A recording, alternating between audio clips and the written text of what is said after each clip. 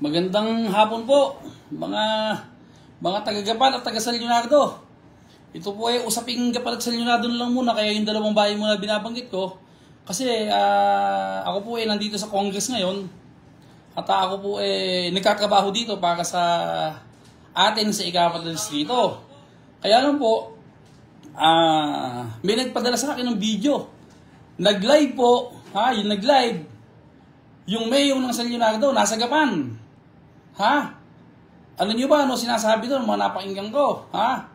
Putangin ng mga Paskwal yan, magkanakana na tayo, magharap-harap na tayo. Okay, yun ang mga sinasabi niya. Kukwento ko muna sa inyo bago siya nagpunta sa Gapan. Kumuha ng napakadaming pulis sa provincial headquarters. Nanghiram ng pulis doon, hindi sinabi na siya maghahamon pala ng away. Kaya nung siya nagla-live na at naghahamon ng away, yung mayor ng San Leonardo na yan, nung napanood ng mga pulis sa kasama niya, ibig mag-aalisan. Ibig mag-aalisan, sabi nila, napaka-bastos pala nung mayor na to. Bakla pala to, ginagamit tayo sa pananakot. Unang-una po, papaliwanag ko sa inyo. Yung lupa na sinasabi niya na yan po itabi ng ilog, hindi sakop ng lupa ng mga biyanan niya, ng mga natibidad. Yan pong lupa na yan, kaya hindi hinuhuka yan. Yan po kadugtong ng ginagawang flood control. Flood control po yan, pangharang sa tubig na proyekto ng gobyerno. Okay, maliwanag po yan.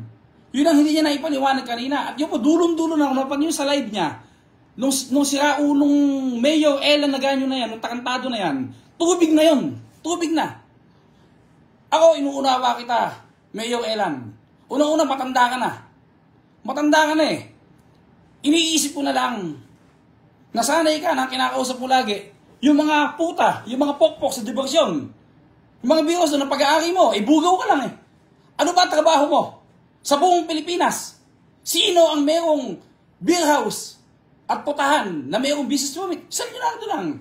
Nasanay ka kasi na puta, kausap mo kayo, inuunawa kita. Pangalawa, nasanay ka na ang mga taga San Leonardo tinatakot mo.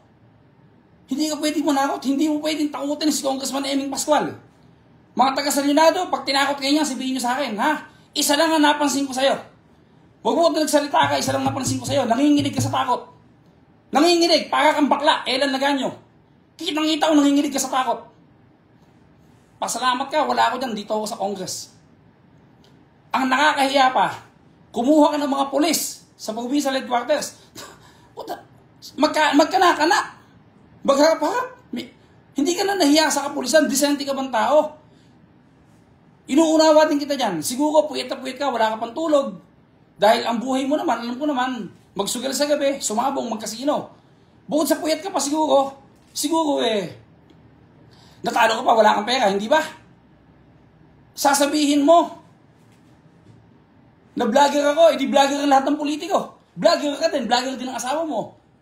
Vlogger lahat ng kapitan, vlogger lahat ng congressman, mayor, governor. Vlogger, kumakanta ba ako?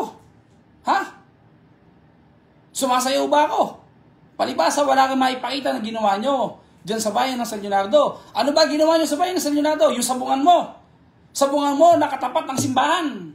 Sabungan mo nakatapat ng eskwelahan. Yung putahan na binibigyan mo ng permit. Katapang ng hiya mo. Sabi mo, putang ina mga Paskwal. Putang ina mo, Ellen Naganyo. Hindot ka. Putang ina mo. Putang ina mo, Ellen Naganyo. Putang ina mo. Hindot ka. Putang ina mo. Hindi po ako ganitong klaseng tao. Hindi pa ako naipag-away sa buong buhay ko. Pero tarantado yung mayor ng San Leonardo na yun, si Ellen Naganyo. Putang ina mo, Ellen. Mumurahin mo kami. Ikaw ang nauna, hindi ako.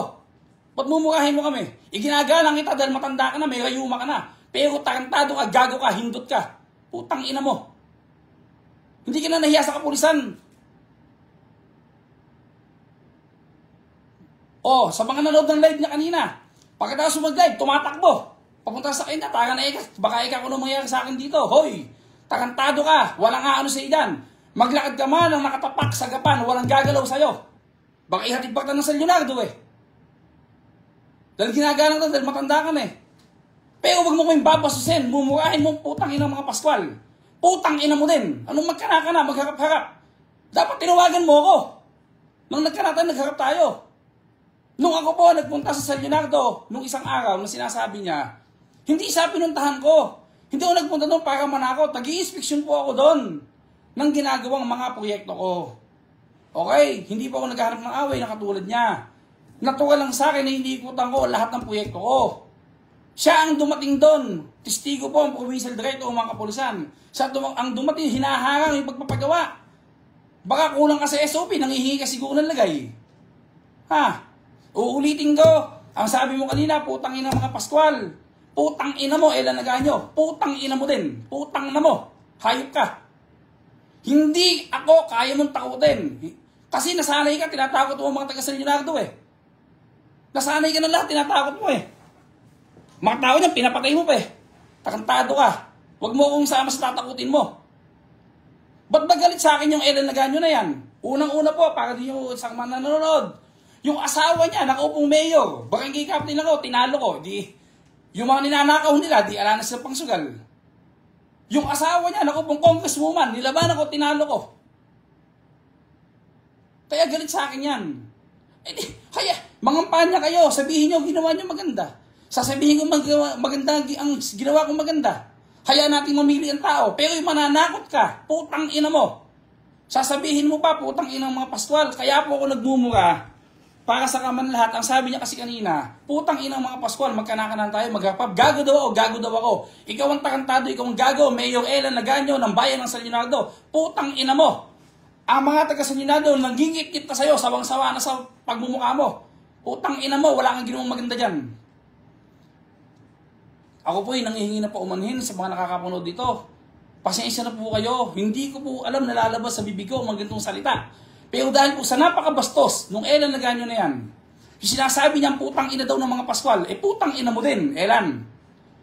Ha? Hindi ako gago, ikaw ang gago, Ellen. Iginagalang kita, matanda ka na ngayon. Ha? Pagkatapos kung mag-live dito ha, nasagot na kita ha, magdadasal na lang ako. Iisipin ko na lang kasi matanda ka na, may Alzheimer ka na. Iisipin ko na lang na ikaw eh, problemado sa buhay, talo lagi sa kasino, talo lagi sa sabong, ha? Talo lagi sa politika asawa mo. Itindihin lang kita na kanina, nanginginig ka sa takot.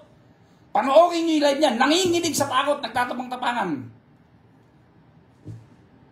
Itindihin lang kita na hindi mo naunawaan na binaboses mo mga polis. Paano mo binaboses sa mga polis? Nung humingi ka ng security sa provincial headquarters, na para manakot lang pala. Kung alam mo lang, nagte-text sa akin ng mga kapulisan, nakasama mo, congressman, andito po, sirapan na taga ang ulo. Hinahamon po kayo ng away, sinama po kami dito. Huwag niyong iiwan, sabi ko. Huwag niyong iiwan, bantayan niyo. Ano sabi? Oo nga po, nanginginig sa takot.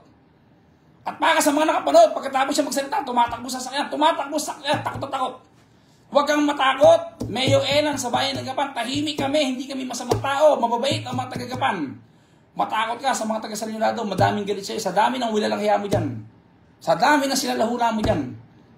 Nako, Diyos ko, bago ako matapos, nangihingi po ako ng paumanhin sa mga nakapanood na ito. Unawain po ninyo ako, katatapos na niya mag-live, putang ina ko daw kaming mga Pascual, magkanaka na, magharap-harap na po. Nangihingi po ako ng tawad sa mga nakakapanood dito. Patawarin po ninyo ako na lumabas sa magbibig ko yung ganitong mga kasing salita. Pero, putang ina mo, Mayor Ellen Aganyo, putang ina mo, gago ka, tarantado ka, Ellen Aganyo, putang ina mo, di ka marunong mahiya. Salamat.